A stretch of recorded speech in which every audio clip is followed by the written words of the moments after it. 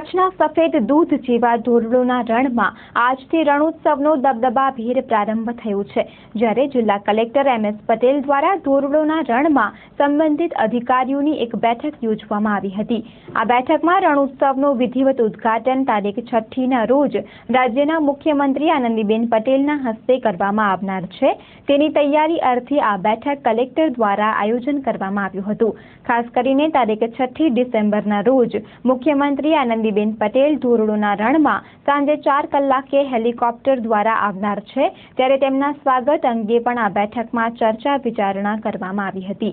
તારીખ 6ના સાંજે 4 વાગ્યાથી લઈને રાત્રિના 8 વાગ્યા સુધી મુખ્યમંત્રી ધોરડો રણોત્સવમાં રોકાણ કરનાર છે, ત્યારે સાંસ્કૃતિક કાર્યક્રમનું આયોજન કરવામાં આવેલ છે, જે કાર્યક્રમ મુખ્યમંત્રી ખુલ્લો મૂકશે।